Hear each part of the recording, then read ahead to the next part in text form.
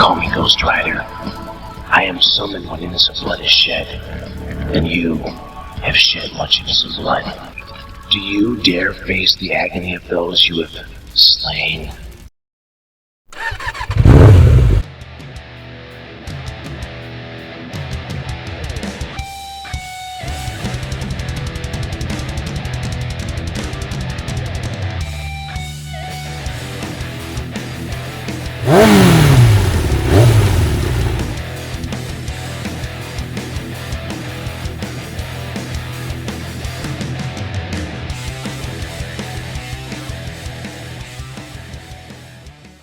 After the end of the Johnny Blaze Ghost Rider series, referred to as Volume 2, Marvel did not produce anything with the character for 7 years.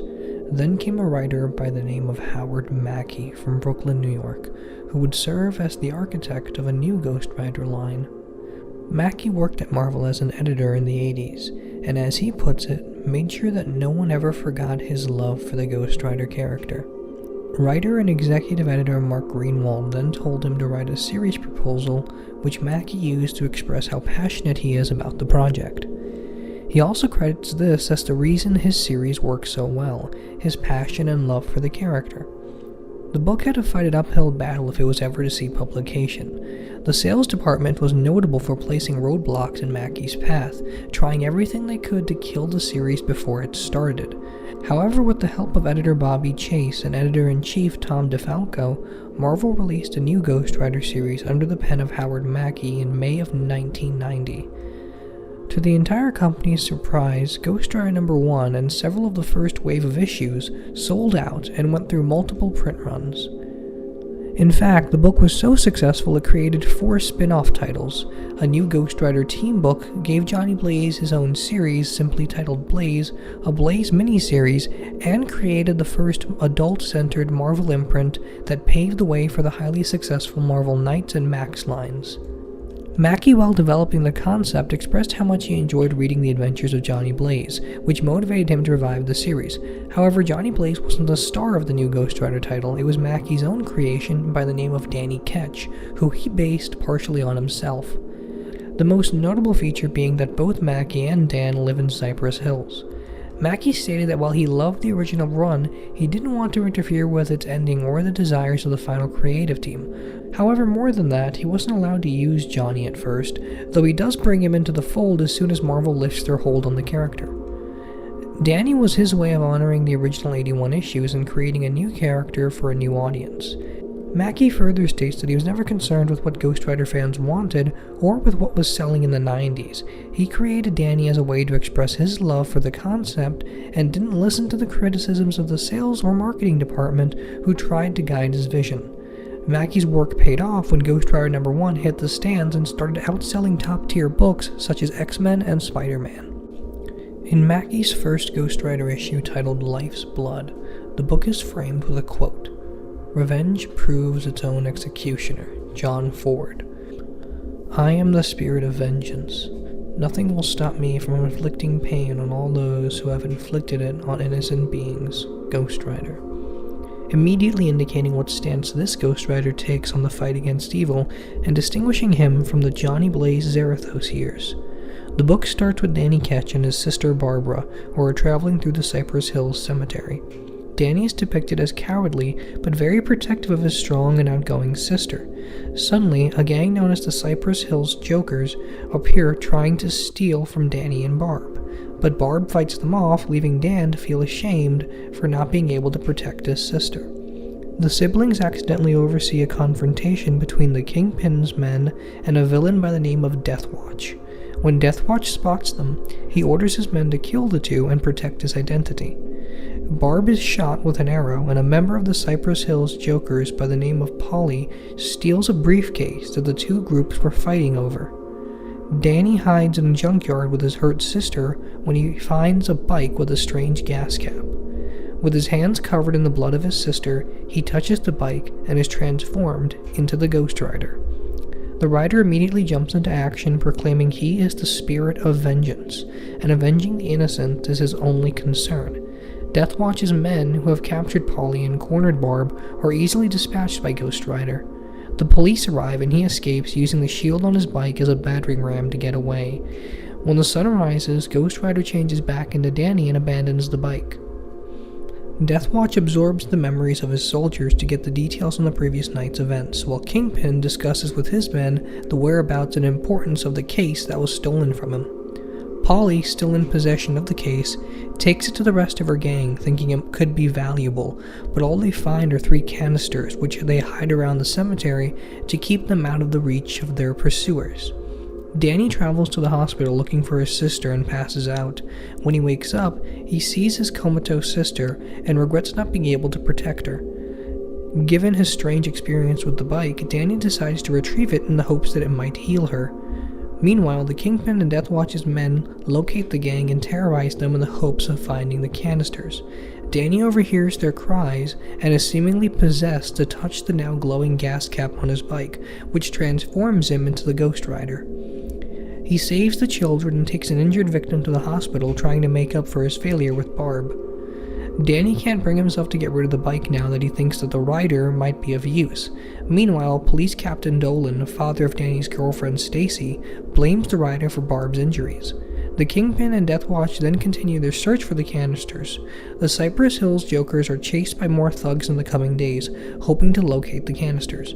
Ghost Rider arrives to save them and takes one of the thugs for information, though not learning much. The rider parks his bike in the cemetery and Danny comes back home. After hearing of more attacks by a man named Blackout, Danny refuses to simply give in to the violence and feels obligated to do something about it.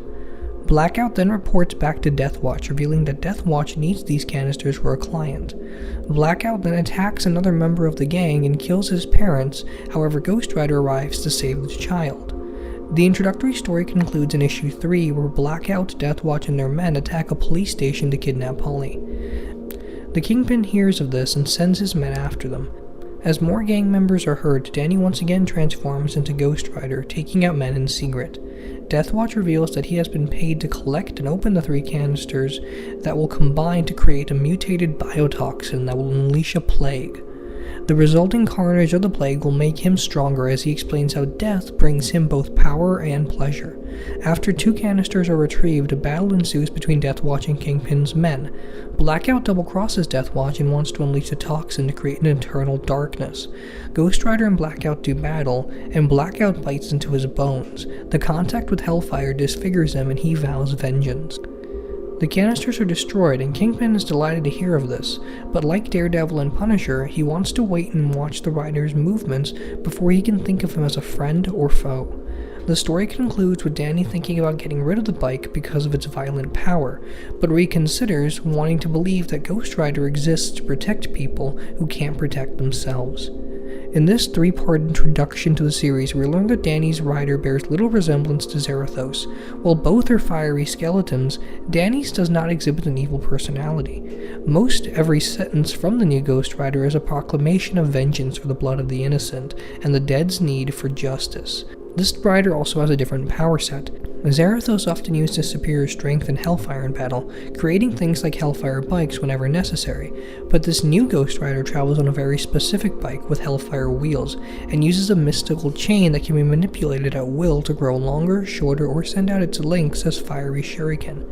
He also has an ability called the Penance Stare, where the victim has their soul reflected in the rider's eyes, revealing all of their sins and the blood on their hands, leaving them in a catatonic state, though not permanently. Victims of the stare call it a fiery cleansing of their soul.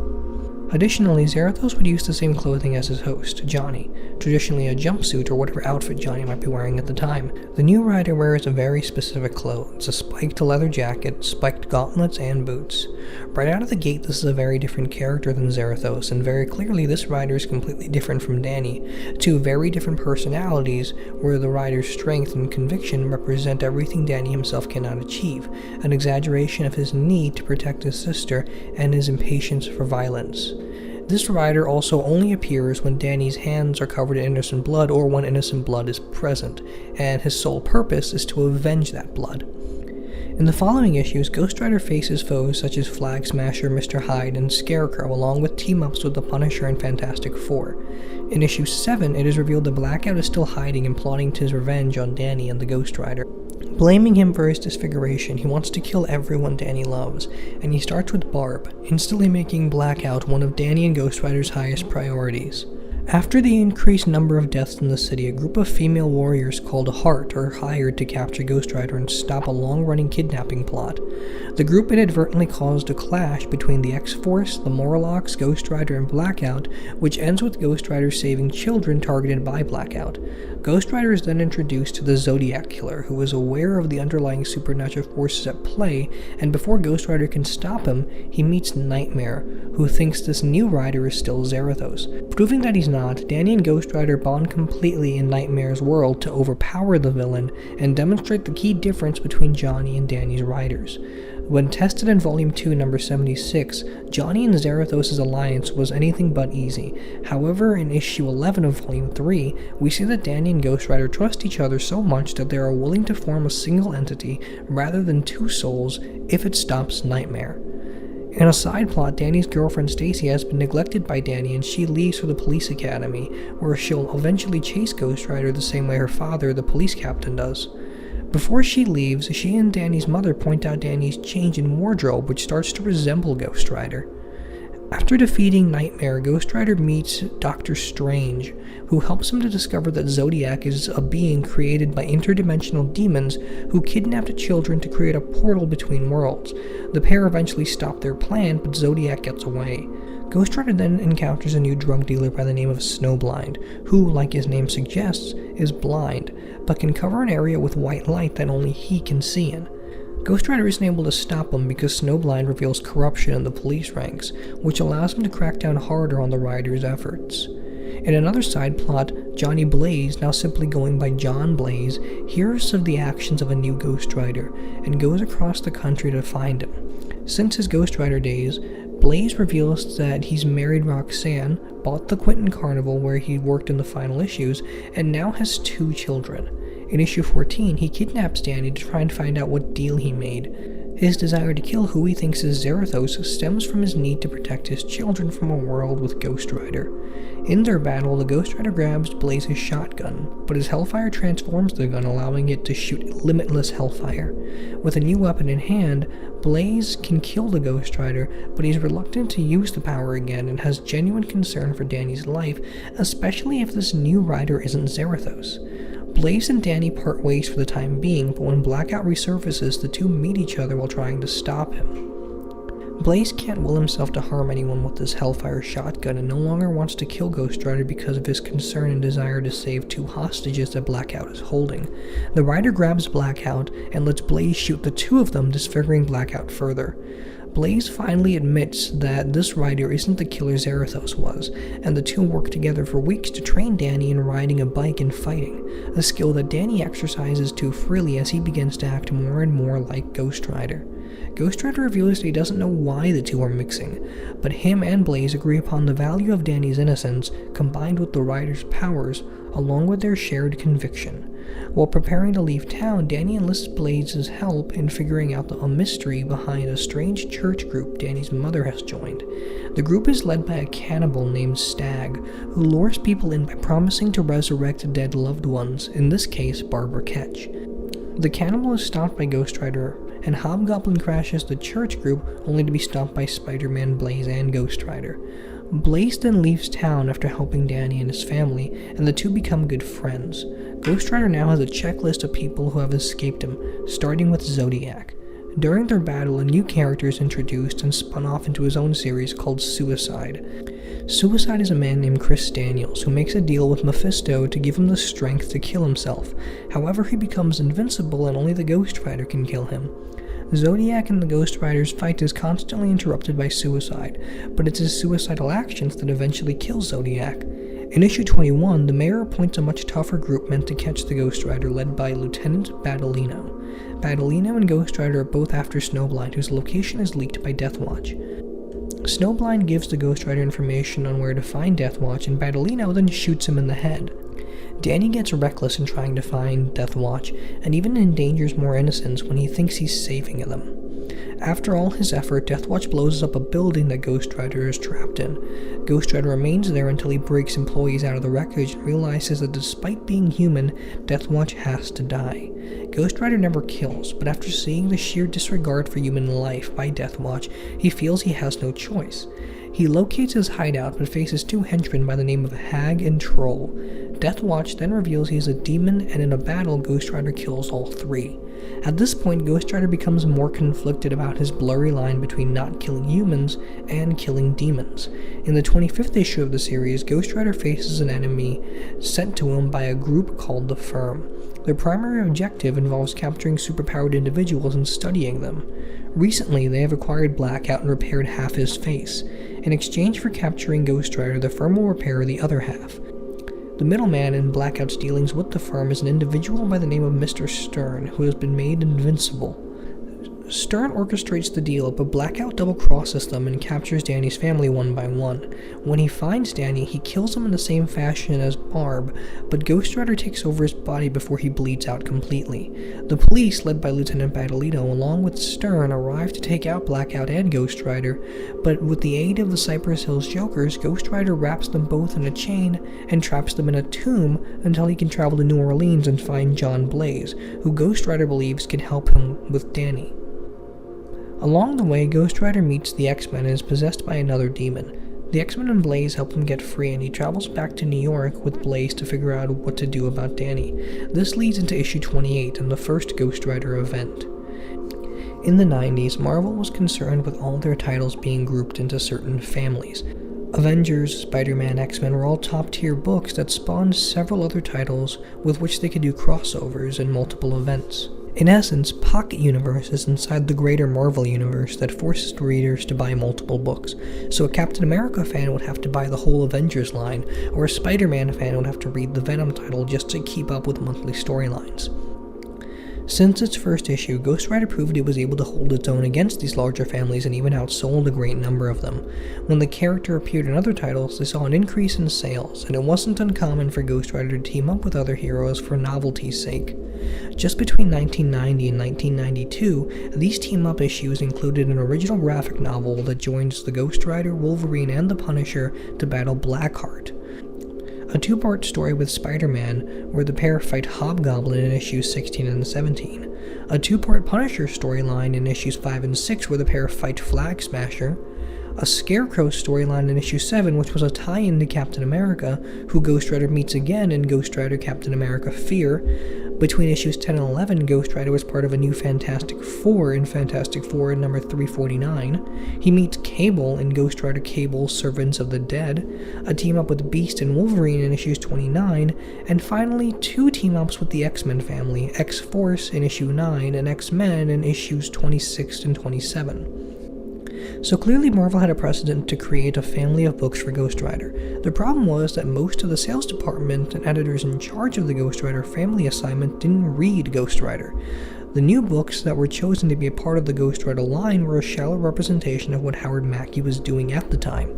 The team saw the horrific design of the character and believed horror to be the key selling point, and Mackie states very clearly that the success of his work came from a supernatural character with a villainous appearance that wasn't horror-based. Mackie even says that in his early issues, Ghost Rider is the most supernatural element of the book. With that, the Midnight Suns were born with 4 new titles: Morbius, the Living Vampire, a Darkhold, pages from the Book of Sins, Nightstalkers, and a secondary Ghost Rider title called Ghost Rider and Blaze, Spirits of Vengeance, which featured Blaze working with Ghost Rider, but mostly served as a tie-in and lead-in to future Midnight Suns events. Unlike Ghost Rider, which ran for 93 issues, the other titles didn't last long, most of them getting cancelled within a few years of publication. Ghost Rider also saw a decline in sales with the new family event-based format, and Mackie attributes all of this to his storylines becoming committee-based, forcing him to tie into events that he otherwise wanted no part of. With that said, the Midnight Suns made their debut in a 6-part storyline titled Rise of the Midnight Suns. Ghost Rider becomes more violent after Danny's injuries from issue 25, and Blaze isn't sure he can save him. His family has believed him to be missing ever since they were all kidnapped by Blackout.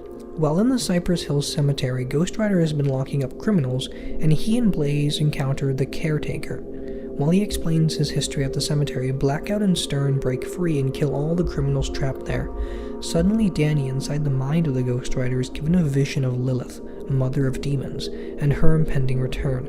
Ghost Rider sees this vision as well, and the Caretaker tells him and Blaze to escape. While in a trance by the vision, Blackout bites into Ghost Rider and is compelled to find his demon mother, since the vision was transferred into him as well. The police arrive, and while a shootout ensues, Blaze finds a new bike with Hellfire wheels to escape with, and the pair ride off to try and understand the vision. The Caretaker is then discussing the ability of these boys to stop Lilith with Dr. Strange, who says he is unable to get involved.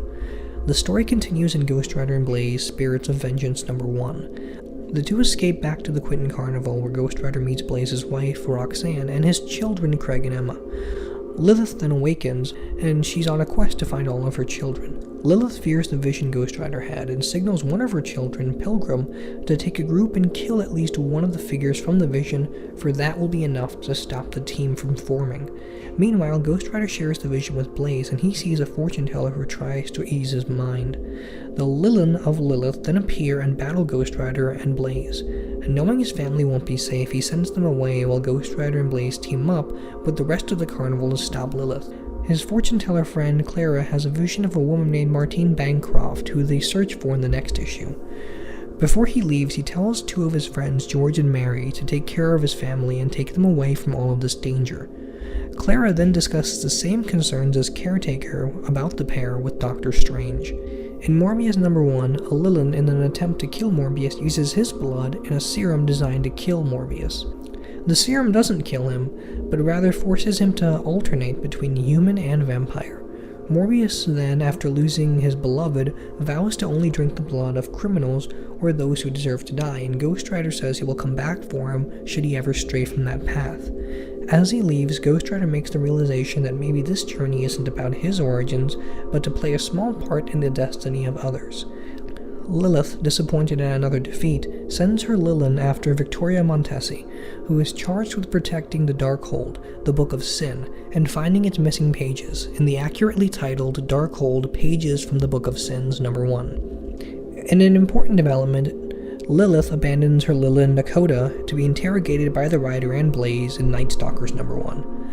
In this issue, Ghost Rider and Blaze also help to reunite Hannibal King, Blade, and Frank Drake to hunt demons. These are the only characters who desire to kill Ghost Rider and Blaze just as much as they desire to kill Lilith.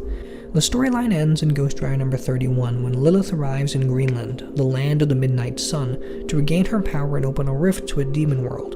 Dr. Strange reveals that he can't fight her, for the walls between dimensions might collapse if he does, so he teleports the members of this team to stop Lilith. To distract them, Lilith sends Danny's spirit through her rift, and he faces the Midnight Suns as a demon. The team sends him back through the portal to reverse the transformation, and Ghost Rider forces her through her own portal in an attempt to kill her. The team goes their separate ways after they believe they've killed Lilith, but in actuality she's still alive, and she aims to kill Dakota to ensure her survival. With the world presumably saved, Ghost Rider and Blaze turn to Doctor Strange to save Danny's life. Rise of the Midnight Suns is the weakest entry in the first wave of issues. Little to no character development is achieved, and the story is simply a contrived conflict that forces Ghost Rider to travel and promote new books in his newly created line. Jumping from the compelling drama of Danny's life into an overly supernatural world is both jarring and unnecessary when taking into account all of Mackie's subplots. Badalino, Stacy, and Hart were all heading towards different directions. Badalino served as a direct parallel to Ghost Rider, possessing all of his monstrous qualities and none of Danny's humanity. Stacy's growing neglect by Dan and her proactive decision to leave him and continue her police training. Hart serving as a legitimate technology-based threat to Ghost Rider, all working hand in hand to progress the series, along with standalone stories with strong character work and subtle ideas about violence in major cities. The Midnight Sun shift is something the title never fully recovered from, and all of these subplots are later forced to adhere to the new Supernatural committee-based event plots, transforming simple characters into exaggerated 90s versions of themselves. That's not to say that Mackie's work didn't suffer from occasional Rob Liefeld-esque ideas and designs, Suicide being the primary example of an uninteresting, overly violent, and unlikable character who only exists to depict exaggerated adult violence with no maturity. Mackie did, however, manage to add 90s edge to older characters in a more successful manner with Johnny Blaze, now calling himself John Blaze, and being referred to simply as Blaze. Blaze in this series has an undiagnosed case of PTSD from his time with Zarathos.